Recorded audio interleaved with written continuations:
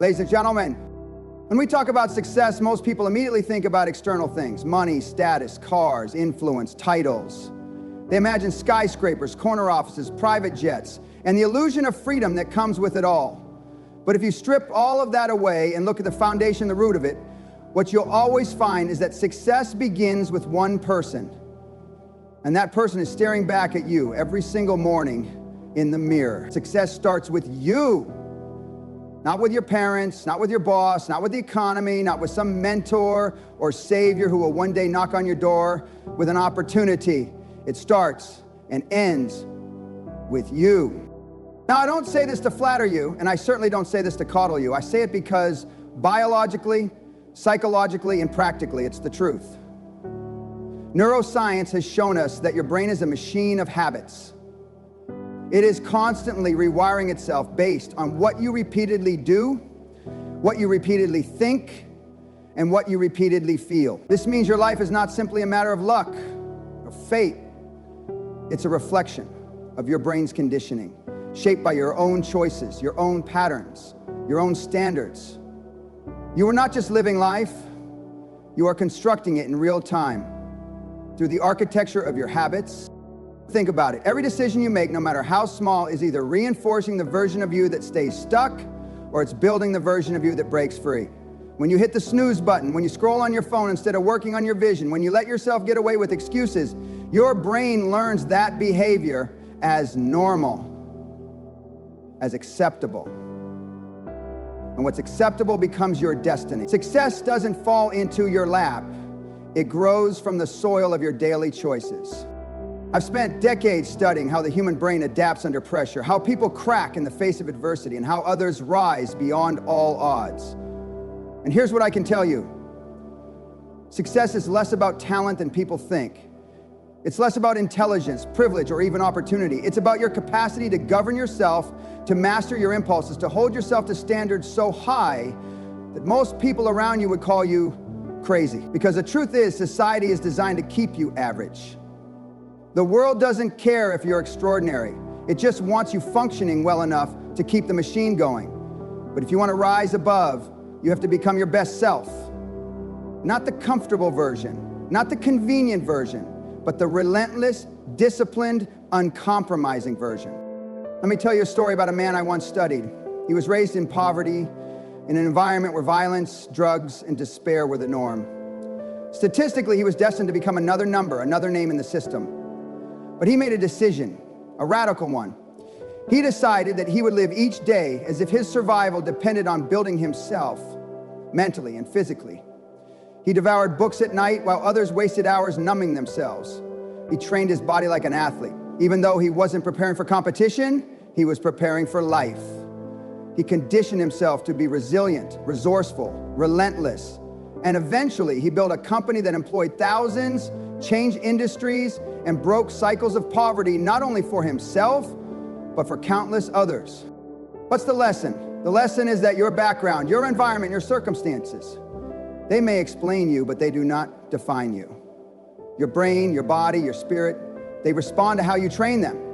If you demand greatness of yourself over and over consistently, you start becoming the kind of person success chases instead of the person who's always chasing success. Science backs this up. We know that neuroplasticity, the brain's ability to reorganize itself, means you are not locked into who you were yesterday. You can rewire yourself. You can literally sculpt new pathways in your brain that make discipline feel natural, that make resilience second nature, that make courage automatic. But here's the problem. Most of you are wiring your brain for weakness, for distraction, for procrastination. Every time you give into comfort, you reinforce those circuits, and then you wonder why success feels so far away. Here's something I want you to understand deeply. Becoming your best self is not about waiting until you feel ready. Readiness is a myth. If you wait until you feel like it, you'll wait forever. The brain resists discomfort. It wants safety, certainty, predictability. That's biology. But the highest achievements of humanity, from breakthroughs in medicine to landing on the moon, did not come from people who waited until they were comfortable. They came from people who acted in spite of discomfort. People who understood that growth requires friction. that evolution requires pain. Let me illustrate with another story. There's a concept in biology called hormesis. It's the idea that exposure to stress in small doses actually makes an organism stronger. For example, when you lift weights, you're literally tearing your muscle fibers. That damage sends a signal to your body, rebuild stronger. The same principle applies to your brain, to your character.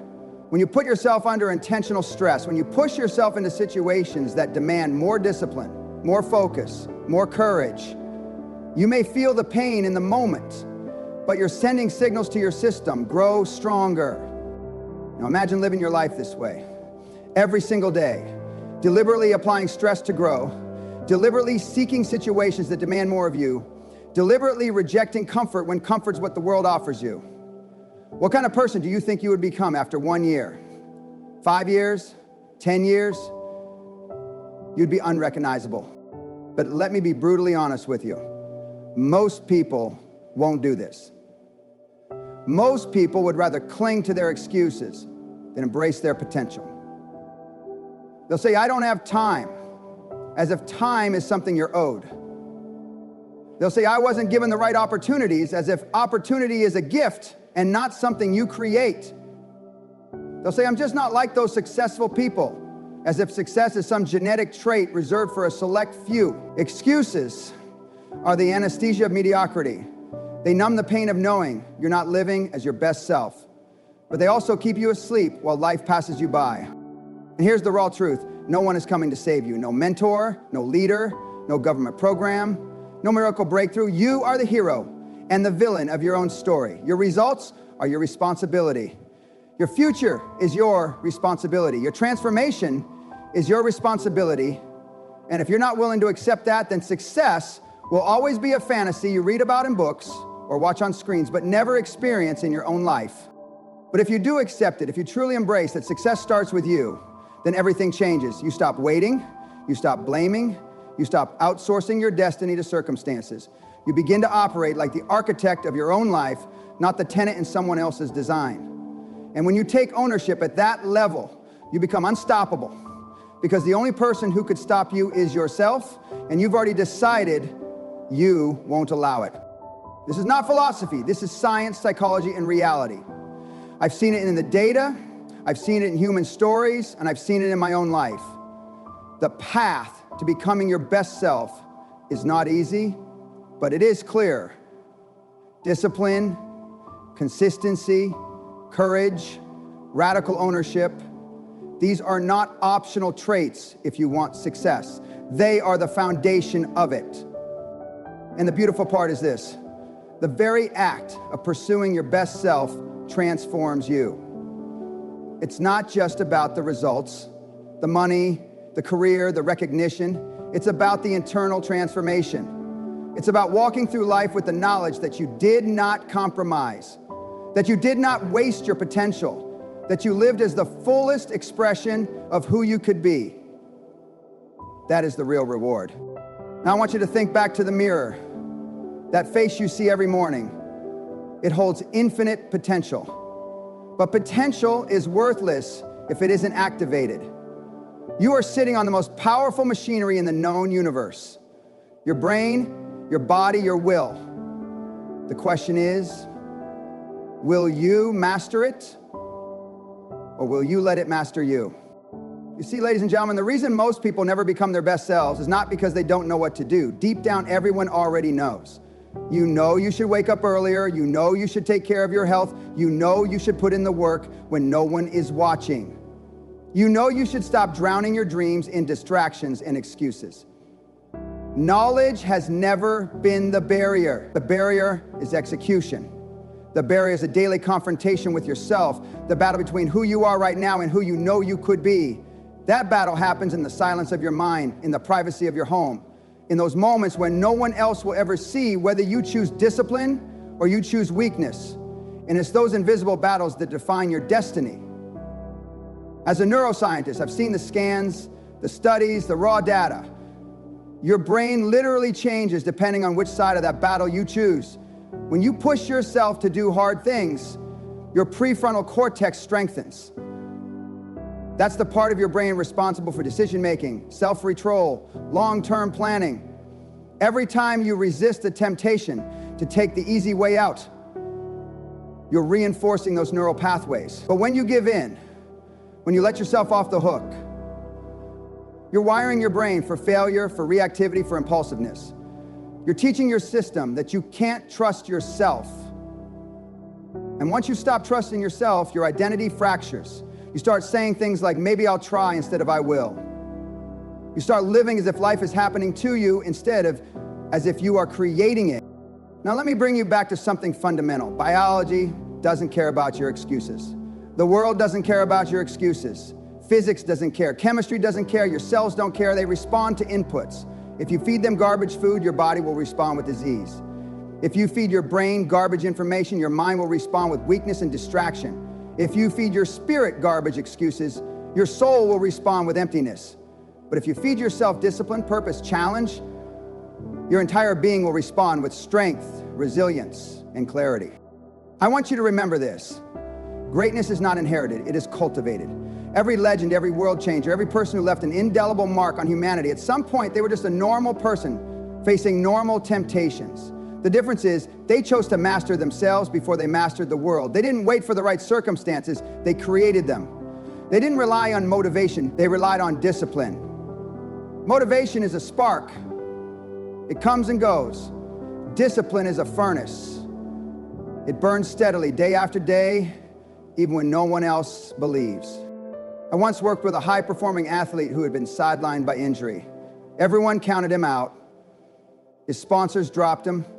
His career looked over. But while the world turned away, he made a decision. If he could not compete, he would train anyway. Day after day, he rebuilt his body, inch by inch. He forced himself into pain most people would have run from. And when he returned, not only did he compete, he dominated. His story wasn't about physical talent. It was about the will to master himself, even when no one was watching, even when every logical reason said to quit.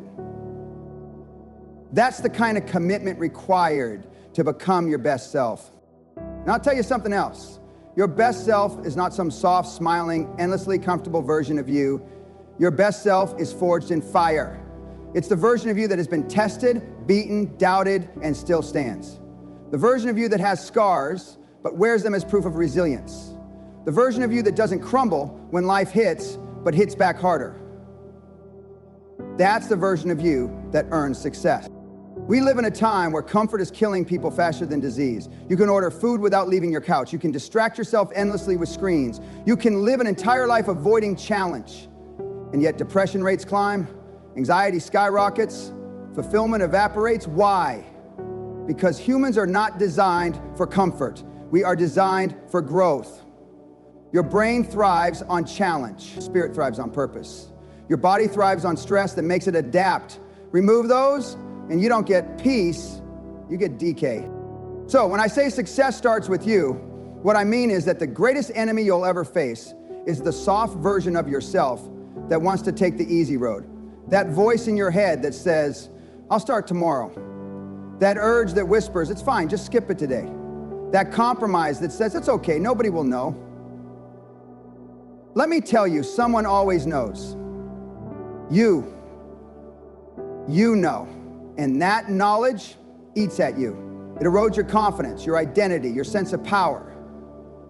Until one day, you wake up and you don't recognize the person in the mirror anymore. But it doesn't have to be that way. The beauty of life is that at any moment you can decide to shift. You can decide to stop living as a victim of your own weakness and start living as the architect of your strength. And the moment you decide, the universe doesn't suddenly make it easy, but it does begin to align.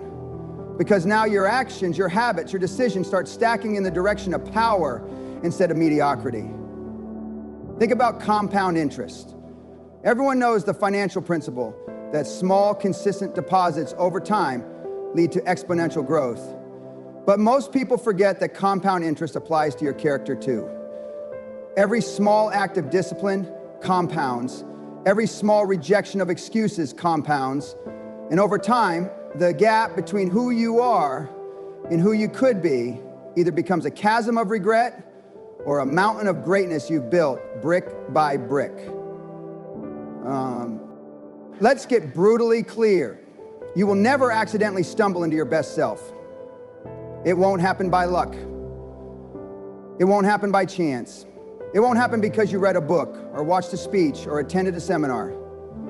It happens through relentless execution, through demanding more of yourself than anyone else would dare demand of you. That's what separates those who live extraordinary lives from those who die with their music still in them. And yes, it's hard. Of course it's hard. But since when was life supposed to be easy? Since when did easy ever produce greatness? Every time you run from hard, you're running from the exact thing that could shape you into your best self. I'll leave you with this thought for now. You are not just living a life, you are building a legacy. Every action you take is writing the story of who you are and who you will be remembered as. And the question you need to ask yourself every single day is this: am I writing the story of a person who gave their all, who became their best self, who left nothing on the table? Or am I writing the story of someone who settled, who compromised, who let life slip away? Because in the end, no matter what else happens, success begins and ends with you. And if you truly let that truth sink in, ladies and gentlemen, everything about how you move through life changes. You stop asking, why isn't the world giving me more? And you start asking, why am I not demanding more from myself? You stop blaming your parents, your teachers, your boss, your partner, your past. You strip away the excuses and stare directly at the raw power you've always had but never fully used. Do you know why most people never even scratch the surface of their potential? Because they confuse comfort with happiness. They think that staying safe, staying small, staying unnoticed will protect them, but it doesn't protect them. It destroys them. Slowly, quietly. It eats away at their confidence, their vitality, their sense of purpose, until one day they look back on decades of their lives and realize they didn't really live, they just existed. And the tragedy is not that they lacked opportunity, but that they lacked the courage to seize it. Becoming your best self is not about chasing perfection. It's about refusing to settle. It's about waking up every day and saying, I am not finished. I will not waste this day. I will not betray the gift of life by living beneath my potential. That is the oath you must take with yourself, because no one else can take it for you. And the moment you make that oath and honor it, you stop drifting. You stop living in default mode. You start designing. Science tells us that the brain is always seeking efficiency. It creates shortcuts, patterns, routines. This is why habits are so powerful. They free up mental energy, but here's the catch. If you allow negative habits, destructive routines, and weak standards to run on autopilot, then your entire life is running on autopilot toward mediocrity. The key is to seize control of those patterns, to deliberately wire habits that serve your highest vision. It's not glamorous, it's not dramatic, it's often boring, repetitive, and unrecognized. But that's where greatness is forged, in the quiet discipline of consistent, uncelebrated effort. When I studied high achievers across multiple domains, athletes, entrepreneurs, scientists, artists, I found one common thread. It wasn't luck. It wasn't even brilliance. It was obsession with self-mastery. They refused to let their lives be dictated by impulses, distractions, or fear. They lived as if they were on the clock because they knew they were. And so are you. Time is not infinite. Every day you delay is one day you never get back. Every compromise with weakness is one more line written in the story of regret. But here's the beauty. It only takes one decision to begin rewriting the story. One decision to say no more. No more excuses, no more waiting, no more wasting. Today I begin building my best self. And when you say it and mean it, when you act on it relentlessly, daily, the world begins to bend in your favor. Not because it suddenly cares about you, but because you've finally aligned yourself with the principles that govern success. Discipline, consistency, courage, ownership. Let me be very clear. Becoming your best self is not about beating others. It's not about proving anyone wrong. It's not about applause or validation or trophies. It's about becoming undeniable to yourself. It's about being able to look in the mirror with absolute certainty that you honored your potential, that you did not waste what you were given, that you lived as the person you were capable of being. That's the kind of success that no one can take from you. That's the kind of success that echoes long after you're gone. And yes, the world may call you extreme. They may call you obsessed. They may say you're too intense, too demanding, too uncompromising. Let them, because mediocrity will always resent excellence. The average will always criticize the exceptional. But remember this, history is not written by the critics. It is written by the people who demanded more of themselves, who refused to settle, who embraced the discomfort of growth and the burden of responsibility. So ladies and gentlemen, the choice is yours. You can walk out here today and go back to living as you've always lived, doing what you've always done, getting the same results you've always gotten. Or you can draw a line in the sand and decide right now that you will become your best self, that you will stop negotiating with weakness, that you will stop betraying your potential, that you will honor the gift of life by demanding everything from yourself and leaving nothing behind. Because in the end, success is not about what you achieve, it's about who you become. And who you become starts with one person, you. It always has, and it always will. So go out there, confront the mirror, make the oath, build the habits, embrace the fire, demand your best, and live a life so full, so fearless, so undeniable that when the final chapter is written, it cannot be said that you merely existed. It will be said that you lived as your best self and that you left nothing on the table. That, ladies and gentlemen, is success. And it starts with you.